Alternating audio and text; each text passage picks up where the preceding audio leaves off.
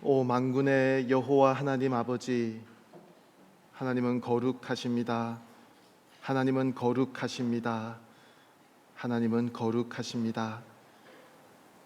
하나님의 그 영광의 보좌 앞에서 천사들도 자기의 얼굴을 가리고 발을 가려야 했던 그 충만하신 하나님의 영광 앞에 오늘 우리가 이렇게 예배 드리러 나왔습니다. 우리를 이곳에 오게 허락하여 주신 하나님의 이름을 찬양합니다. 하나님, 우리가 드리는 예배 가운데, 우리가 올려드리는 우리의 기도와 찬양 가운데 하나님 홀로 영광 거두어 주시옵소서. 주의 말씀을 들으며 주의 말씀 앞에 우리를 세워놓을 때에 하나님, 살아계신 그 영광의 하나님을 배울 수 있도록 주님 도와주시고, 주님께서 우리에게 하시는 말씀을 우리 마음에 새길 수 있도록 주여 인도하여 주시옵소서. 감사합니다. 예수님 이름으로 기도합니다. 아멘. 오늘 날씨가 좀 좋았어요. 그죠? 좋기는 했는데 사무실에 앉아 있으니까 여전히 덥더라고요. 우리 함께 말씀 받도록 하겠습니다. 창세기 5장 말씀인데요, 다 함께 일어나셔서 창세기 5장 전체입니다. 제가 사실 오늘은 마음이 좀 급해야 되는 날인데요, 그죠? 내일 첫 번째 토요일이고 해서, 그런데 이렇게 전체가 되는 이런 본문을 삼았습니다. 큰일 났습니다. 다 함께 한 목소리로 창세기 5장 말씀 함께 받도록 하겠습니다. 시작. 아담의 역사에 대한 기록은 이렇습니다. 하나님께서 사람을 창조하실 때 하나님의 형상을 따라 만드셨습니다. 하나님께서 그들을 남자와 여자로 만드셨습니다. 그들이 창조되던 날에 하나님께서 그들에게 복을 주시고 그들의 이름을 사람이라 부르셨습니다. 아담이 130세에 자기의 모양을 따라 자기의 형상대로 아들을 낳고 그 이름을 셋이라고 불렀습니다. 셋은 그 아담은 800년을 더 살면서 다른 자녀들을 낳았습니다. 아담은 모두 930년 동안 살다가 죽었습니다. 셋은 105세에 에노스를 낳았습니다. 에노스를 낳은 후 807년을 더 살면서 다른 자녀들을 낳았습니다. 셋은 모두 912년을 살다가 죽었습니다. 에노스는 90세에 게난을 낳았습니다. 게난을 낳은 후 815년을 더 살면서 다른 자녀들을 낳았습니다. 에노스는 모두 905년을 살다가 죽었습니다. 게난은 70세에 마할랄레를 낳았습니다. 마할랄레를 낳은 후 840년을 더 살면서 다른 자녀들을 낳았습니다. 게난은 모두 910년을 살다가 죽었습니다. 마할랄렐은 65세에 야렛을 낳았습니다. 야렛을 낳은 후 830년을 살면서 다른 자녀들을 낳았습니다. 마할랄렐은 모두 895년을 살다가 죽었습니다. 야렛은 162세에 에롯을 낳았습니다. 에녹을 낳은 후 800년을 더 살면서 다른 자녀들을 낳았습니다. 야렛은 모두 962년을 살다가 죽었습니다. 에녹은 65세에 무드셀라를 낳았습니다. 무드셀라를 낳은 후 300년 동안 하나님과 동행하며 다른 자녀들을 낳았습니다. 에녹은 모두 365년을 살았습니다. 에녹은 하나님과 동행하다가 세상에서 사라졌는데 하나님께서 그를 데려가셨기 때문입니다. 무드셀라는 187세에 라멕을 낳았습니다. 라멕을 낳은 후 782년을 더 살면서 다른 자녀들을 낳았습니다. 무드셀라는 모두 969년을 살다가 죽었습니다. 라멕은 182세에 아들을 낳았습니다. 그는 아들의 이름을 노아라 부르면서 여호와께서 저주하신 땅으로 인해 우리가 겪는 일과 우리 손의 수고로움으로부터 이 아들이 우리를 위로할 것이다 라고 말했습니다. 노아를 낳은 후 라멕은 595년을 더 살면서 다른 자녀들을 낳았습니다. 라멕은 모두 777년을 살다가 죽었습니다. 노아는 500세가 넘어 셈, 함, 야벳을 낳았습니다. 아멘. 기도하겠습니다. 사랑하는 하나님, 감사합니다.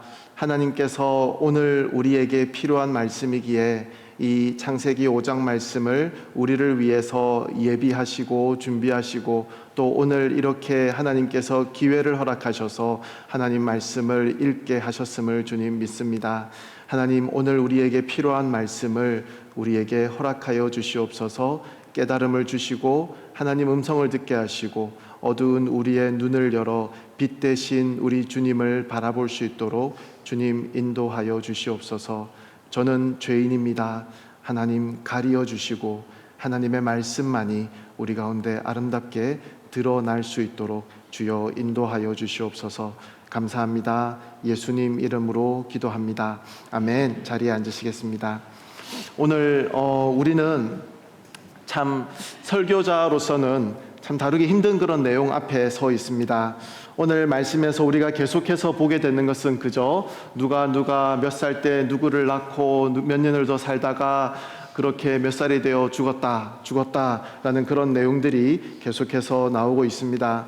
하지만 결코 이 창세기 5장은 창세기가 49장까지밖에 없네? 한 장을 더 늘려서 50장을 채울까? 하는 그런 마음으로 적혀진 장은 아니라는 것입니다. 그저 사람들이 태어나고 죽고 하면서 세월이 많이 흘렀다라는 것을 보여주기 위해서 적혀졌다라고도 생각하지 마시기 바랍니다.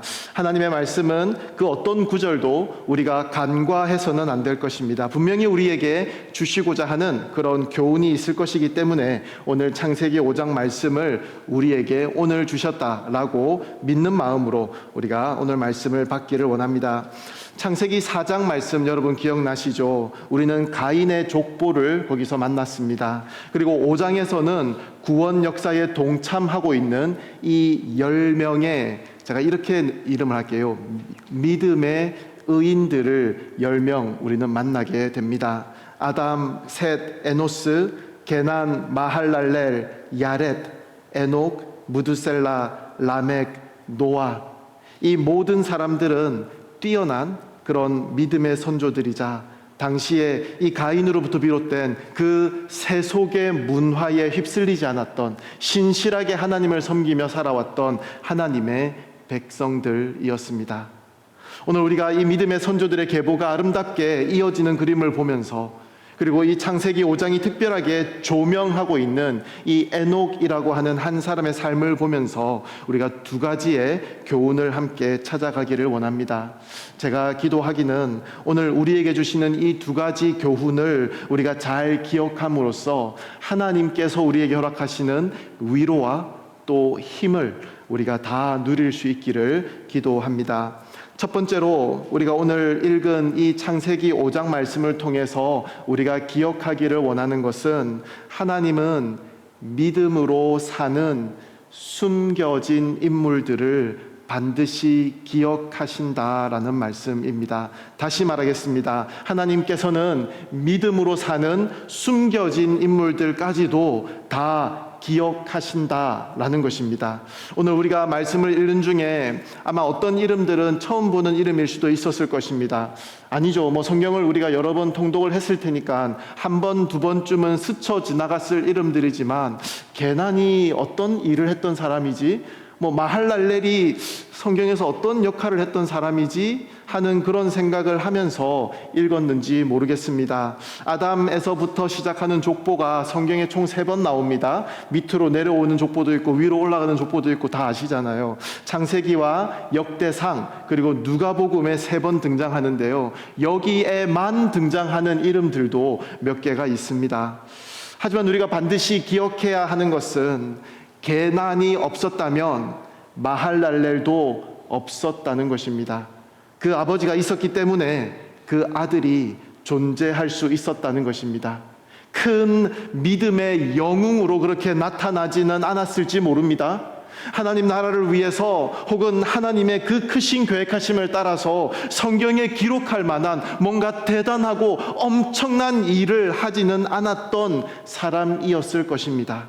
하지만 이들이 없었다면 이 믿음의 계보는 이어지지 않았을 것이라는 말씀입니다. 오늘 어쩌면 한 번씩만 우리가 스치고 지나가는 그런 이름일 수도 있겠지만, 하나님의 말씀에 이름이 기재될 수 있었던 큰 특권을 누린 이 몇몇의 소수의 이름들을 우리가 읽으면서 그 어떤 누구도 그냥 지나치지 않으시고 소중하게 여기셔서 또 소중하게 대하셔서 이렇게 하나님 말씀에 그 이름을 올려주신 그 하나님의 기억하심을 우리가 기억할 수 있기를 원합니다. 오늘 이 믿음의 계보를 통해서 우리에게 주시는 귀한 메시지는 하나님께서는 계난도 기억하셨다는 것입니다. 하나님께서는 마할랄렐도 기억하셨다는 것입니다. 하나님께서는 이 21세기를 살아가는 우리들의 작은 숨겨진 이름들까지도 다 기억하신다는 사실입니다. 여러분, 아무리 작은 일을 하더라도, 아무리 작은 분량을 감당하더라도 하나님 나라와 주님의 몸된 교회를 위해서 여러분이 드리는 그 모든 헌신들을 하나님께서는 반드시 기억하신다는 사실을 우리가 붙잡을 수 있기를 원합니다. 이처럼 하나님 나라의 역사에는 사람들은 모를 수 있겠지만 하나님께만 알려진 그런 무명의 신실한 하나님의 사람들을 통해서 하나님께서는 그 놀라운 구원의 역사를 이어가신다라는 사실을 우리가 기억할 수 있기를 원합니다. 제가 여러분에게 몇 가지 질문을 드려보겠습니다. 과연 이 중에 몇 개나 대답하실 수 있는지 한번 생각해 보시기 바랍니다. 바울이 감옥에 갇혀서 이제 마지막 죽을 날을 기다리며 디모데에게 마지막 편지를 쓰고 있을 때에 그 바울 곁에서 그 바울을 보살피고 또 위로했던 그 사람이 누구인지 아십니까? 첫 질문은 약간 쉬운 질문으로 했는데 다 아시죠? 그죠? 성경 다 읽으시니까요. 디도가 사역에 어려움이 있을 때, 힘든 시간들을 보내고 있을 때 디도의 그 사역을 돕기 위해서 바울이 파송했던 두 제자의 이름을 여러분 아십니까? 아가야라는 지역에서 처음으로 복음을 접하고 예수님을 믿게 된, 그래서 자신의 집을 열어서 교회를 시작하였던 아가야의 첫 성도의 이름을 여러분 기억하십니까? 성경을 넘어서 또 이야기를 해보겠습니다. 종교개혁자 그 마틴 루터에게 신학을 가르쳤던 사람이 누구인지 아십니까? 우리가 잘 아는 유명한 부흥사였던 무디가 그 신발 가게에서 일하고 있을 때에 그에게 복음을 전하였던 사람이 누구인지 아십니까? 허드슨 테일러, 우리가 잘 아는 선교사이죠. 그 선교사를 위해서 평생을 선교 헌금으로 헌신하였던 그 분의 이름을 아십니까?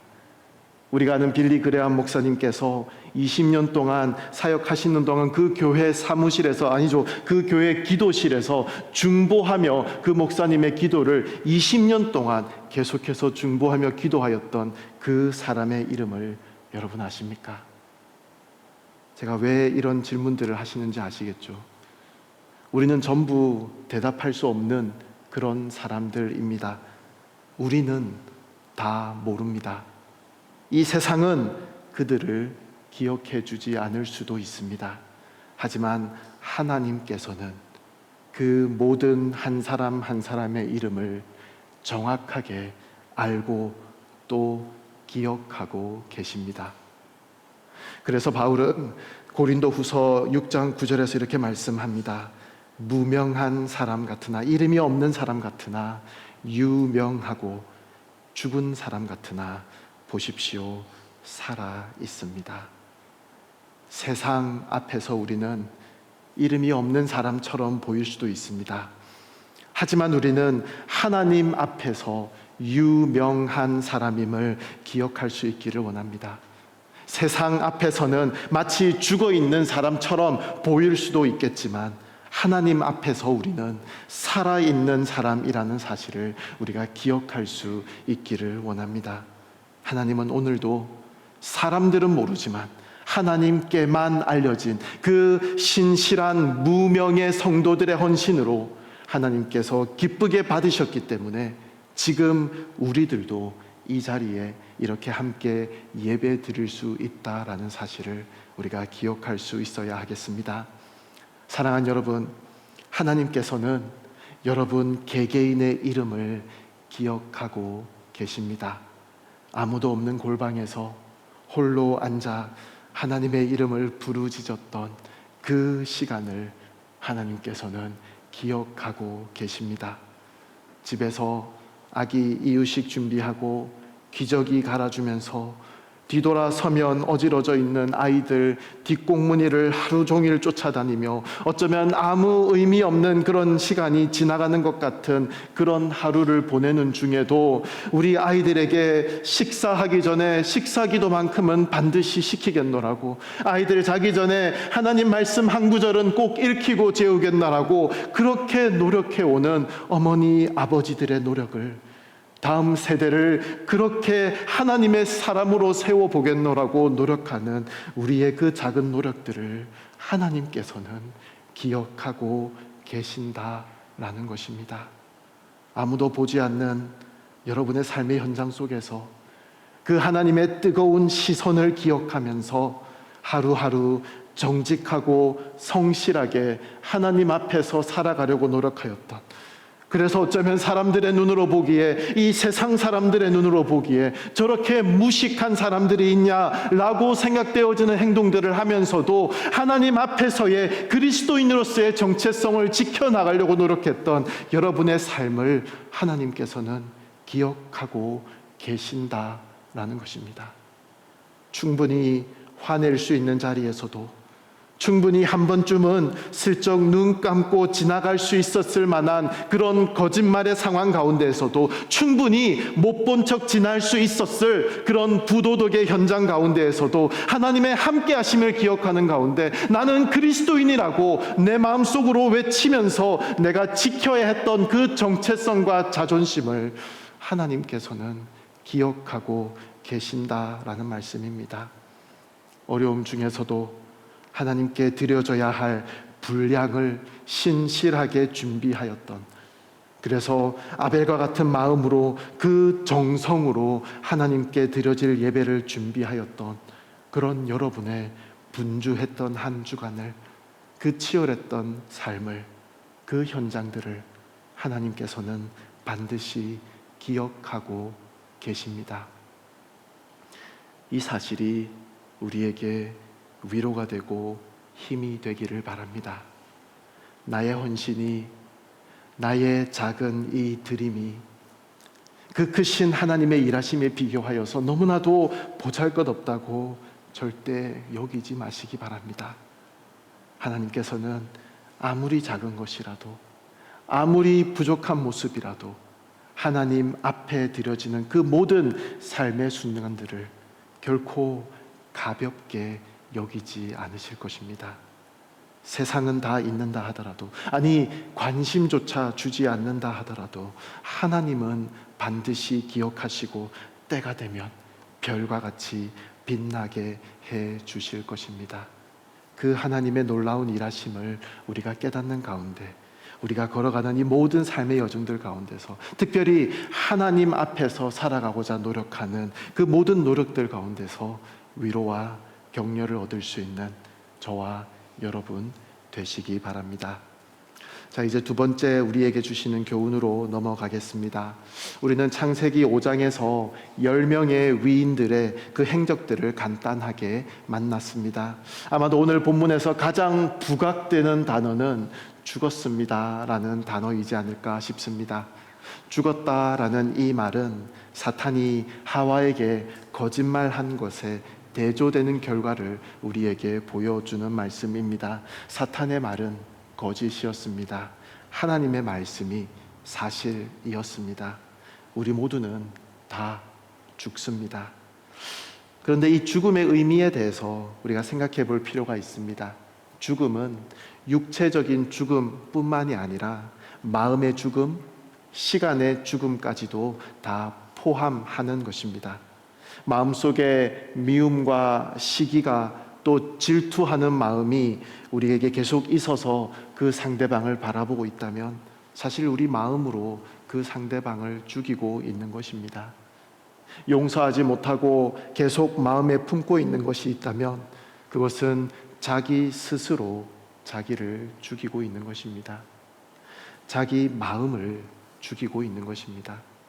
무의미하고 공허한 것에 마음과 시간을 쓰는 것은 하나님께서 우리에게 주신 그 시간, 그 세월을 죽이고 있는 것입니다. 창세기 5장이 말하는 죽음은 물론 육체적인 죽음이겠지만 우리는 더 넓은 의미로 이것을 생각해 볼 필요가 있다라는 것입니다. 우리 생활 가운데서도 하루하루의 우리의 삶 가운데서도 너무나도 쉽게 발견되는 그런 죽음이 있다라는 것입니다. 너무나도 쉽게 발견되는, 그렇게 경험되는 죽음이라는 것입니다. 우리의 마음도, 우리의 시간도, 또 우리의 생각까지도 우리는 여러 관계들 속에서도, 우리의 삶의 전반적인 모든 순간들에서도 죽음은 발견될 수 있다라는 것입니다. 그래서 에베소서 5장은 이렇게 말씀합니다. 세월을 아끼라. 그 말씀 아시죠? 이 표현을 영어 성경으로 보면요, 킹 제임스 버전에서는 죽어가는 시간이 있는데 그거를 redeem 하라라고 이야기합니다. 그거를 살려내라 라고 이야기합니다. 요한계시록 3장을 보면요, 4대 교회가 등장합니다. 이곳은 무역의 센터였고요, 또 교통의 중심지였습니다. 세상의 모든 사치와 세상의 모든 부가 거기에 모여있는 그런 중심지였다라고 할 수 있습니다. 그 4대 교회를 향해서 예수님께서 이렇게 말씀하십니다. 내가 네 행위들을 알고 있으니 너는 살아있다는 이름을 가지고 있으나 실은 죽어 있구나. 너는 깨어서 죽어가는 남은 것을 굳건히 하여라. 나는 네 행위들이 하나님 앞에 온전케 된 것을 찾지 못했다. 살아있다라는 그런 이름을 가지고는 있지만 실은 죽어 있구나라고 말씀합니다. 겉으로는 경건한 것처럼 보이지만 그 모든 경건의 능력은 잃어버리고, 겉으로는 신앙생활을 잘 하고 있는 것처럼 보이지만 하나님께서 바라보시기에는 죽어 있는 모습이다 라고 하나님께서 아주 호되게 말씀하고 있는 부분입니다. 그래서 이제는 깨어나라 라고 말씀하십니다. 이제는 우리의 생활 가운데 죽어가는 그 수많은 것들을 살려내라고 명령하고 있는 것입니다. 우리의 마음과 우리의 시간과 우리의 생각까지도 죽음을 경험하고 있는 우리의 삶의 수많은 부분들을 발견해내라는 것입니다. 이제는 그것을 살려낼 수 있도록 우리가 깨어날 필요가 있다라고 예수님께서는 선포하시는 것입니다. 하지만 그 가운데에서도 희망의 끈은 아직 끊어지지 않았습니다. 4절에서 이렇게 말씀합니다. 그러나 4대에 옷을 더럽히지 않은 몇몇 사람들이 있다. 그들은 흰옷을 입고 나와 함께 다닐 것이니 그들이 그럴 만한 자격이 있기 때문이다.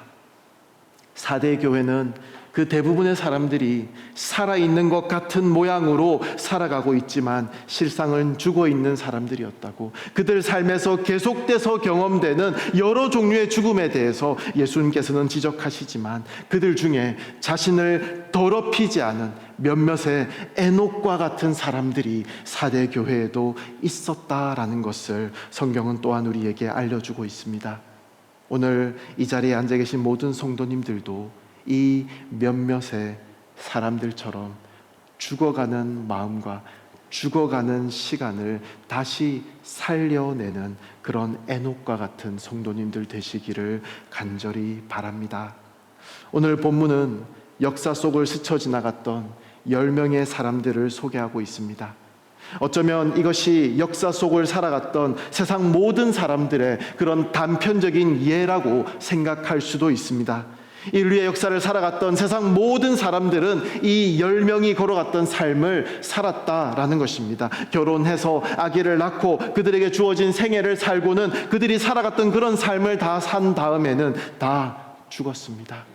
육체적인 죽음만을 이야기하는 것이 아닙니다. 앞에서 언급했던 시간의 죽음, 마음의 죽음, 생각의 죽음, 우리 삶의 많은 부분들의 죽음을 경험하며 살았던 거의 대부분의 사람들에 대한 설명으로 창세기 5장은 그려지고 있습니다. 그리고 그 대부분의 사람들 사이에서 창세기 5장의 저자는 한 사람을 조명하고 있습니다.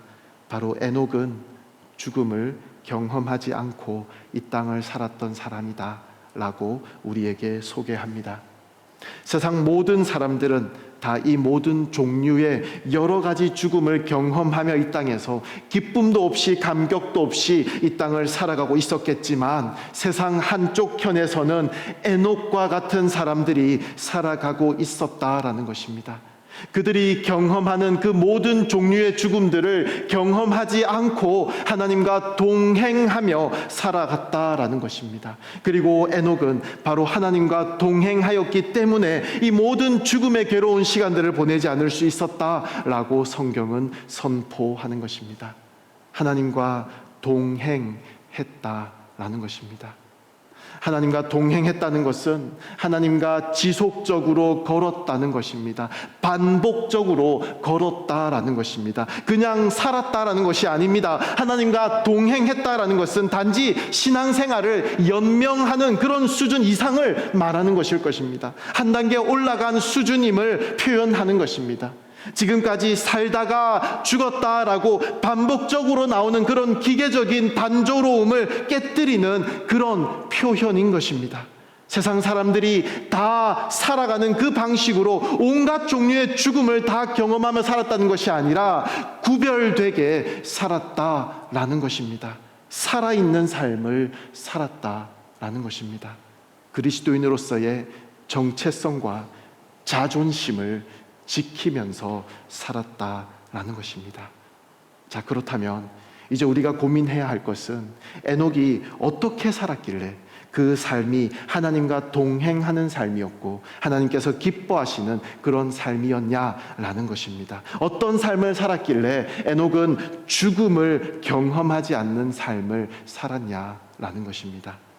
물론 히브리서는 에녹에게 믿음이 있었다라고 말합니다. 그 믿음이 하나님을 기쁘시게 했다라고 말합니다. 믿음은 하나님의 선물입니다. 에녹이 하나님과 동행할 수 있었던 것은 에녹을 향해서 베풀어 주신 그 하나님의 전적인 은혜라는 것을 우리는 부인할 수 없습니다. 하지만 믿음과 이 은혜를 전제로 두고 이제 우리는 우리의 입장에서 하나님과의 관계를 한번 생각해 보자라는 것입니다.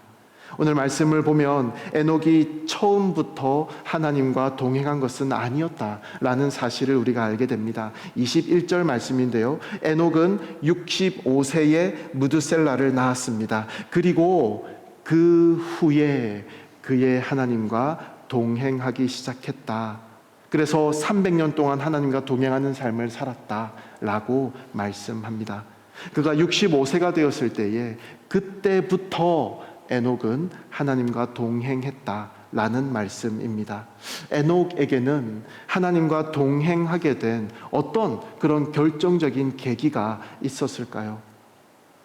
성경은 그 어디에도 에녹이 어떤 계기로 하나님과 동행하게 되었는지는 설명하고 있지 않습니다. 하지만 적어도 에녹의 그 아들 무드셀라라는 그 아들의 이름의 뜻을 한번 살펴보면 무드셀라가 태어날 당시에 에녹이 어떤 것들을 경험하였는지, 무드셀라가 태어날 당시에 에녹이 어떤 것들을 마음에 품고 생각하고 있었는지를 한번 추측해 볼 수는 있습니다. 무드셀라라는 이름의 뜻은 여러 학자들 사이에 조금의 그런 차이들이 있지만 저에게 가장 설득력 있는 뜻은 그의 죽음에 어떠한 결과가 따라올 것이다 라는 의미입니다.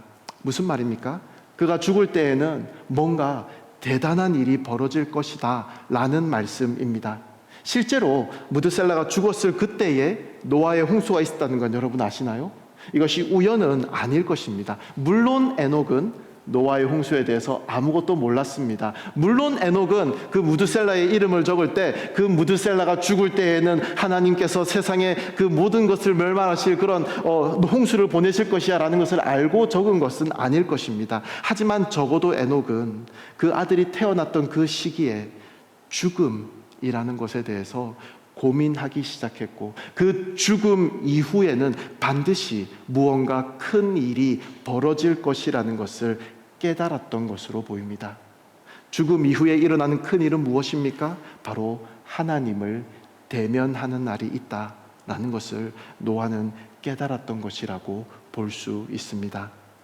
사랑하는 여러분, 우리도 다 죽음을 맞이할 것입니다. 그리고 그 죽음의 끝에는 하나님과의 대면이 있을 것입니다.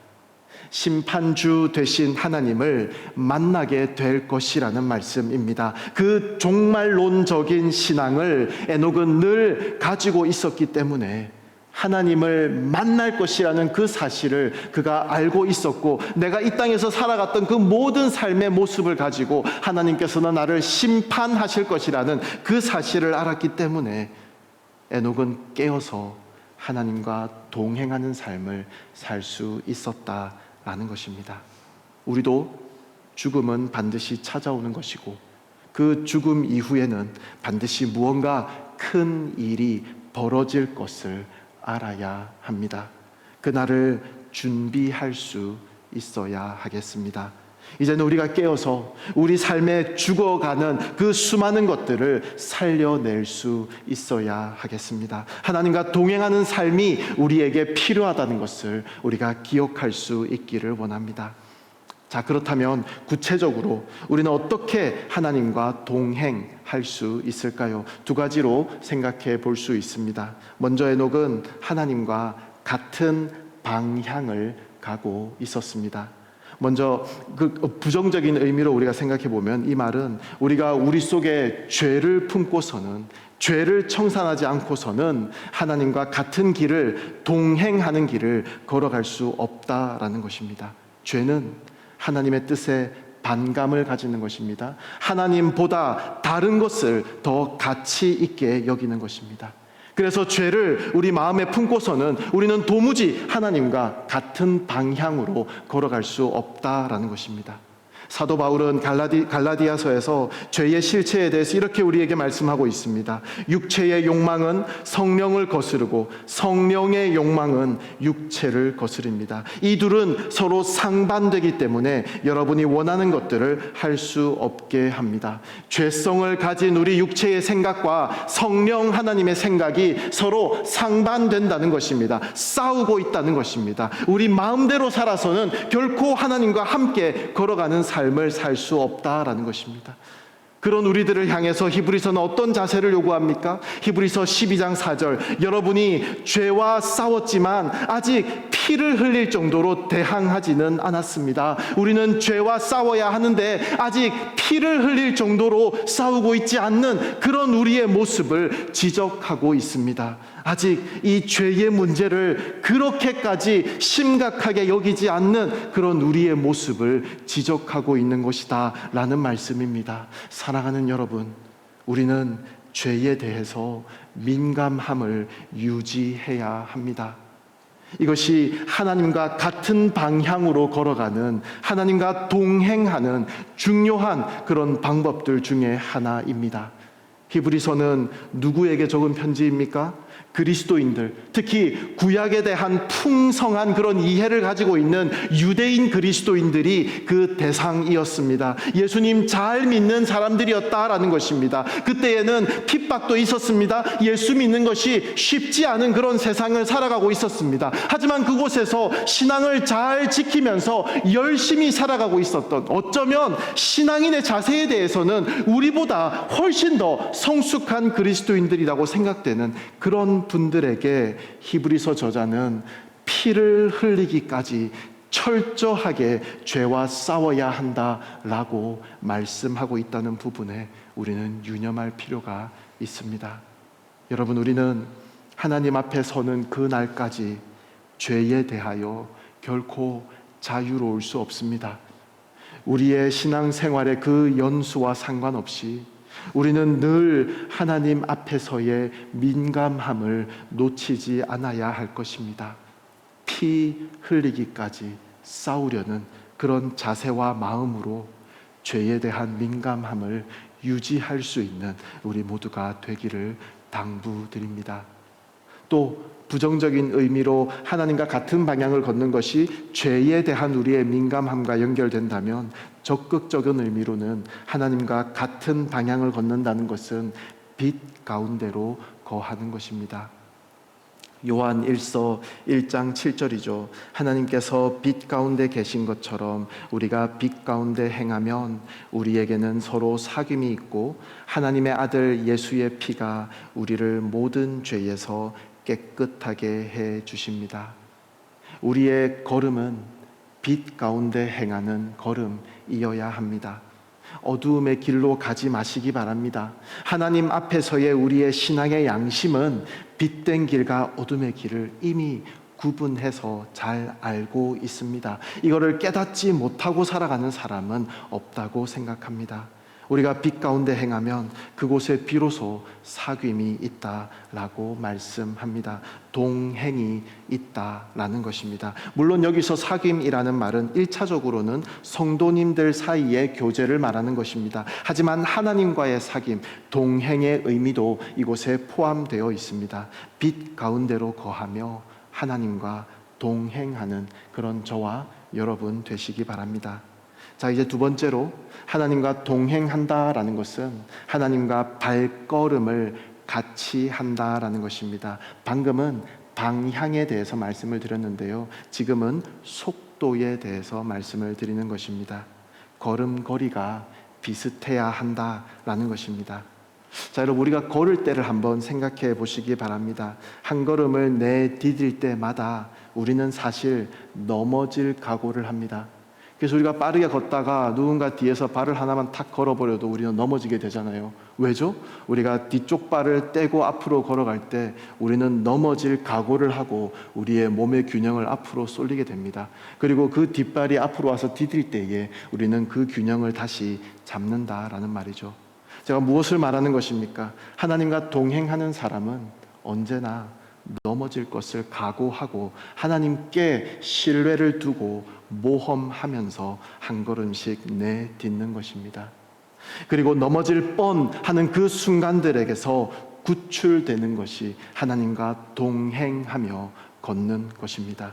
그래서 여러분, 어떤 경우에는 하나님과 동행하기 위해서 우리는 우리 나름대로 모험을 걸어야 할 때도 있습니다. 그냥 평안함만을 추구할 수 있는 것은 아니라는 말씀입니다. 그리고 이런 하나님과의 동행이 있을 때에 주님과의 동행을 통해서 우리가 얻게 되는 확신은 지금 당장 나에게 어떤 문제가 있다 하더라도 내 문제가 해결되는 것보다 더 중요한 것은 지금 그 문제 가운데서도 하나님께서 나와 함께 동행하는 것이 나에게 정말로 필요하다라는 것을 알게 되는 것입니다. 하나님께서 나와 함께 동행하시면 그 어떤 문제도 극복할 수 있겠다 믿어지는 것입니다. 이런 깨달음이 있을 때에 우리는 쉽게 뜨거워지고 쉽게 식어버리는 그런 신앙이 아니게 된다라는 말씀입니다. 이런 깨달음이 있었기에 에녹은 300년 동안이나 지속해서 하나님과 동행할 수 있었던 것입니다. 그런 의미에서 어쩌면 위기 속에서 우리는 하나님의 임재와 함께 하심과 그 동행이 마음속에 실제적으로 느껴지게 됩니다. 요셉은 평안할 때에는 자신의 그 육신의 아버지만 눈에 보였습니다. 하나님과의 동행 따위는 별로 필요하지 않았다라는 것입니다. 하지만 어려워지고 나니 하나님과 동행하는 것이 너무도 나에게 필요하다라는 것을, 그리고 이미 하나님께서 나와 동행하고 계셨다라는 것을 그가 깨달을 수 있었던 것입니다. 우리 대부분이 그런 것 같습니다. 우리가 너무 평안하고 너무 세상에 몰입되어 있고 너무 이 세상의 잡음 소리가 우리 길을 가득 채우고 있을 때에는 하나님께서 나와 함께 동행하시는 그 주파수에 맞출 수가 없습니다.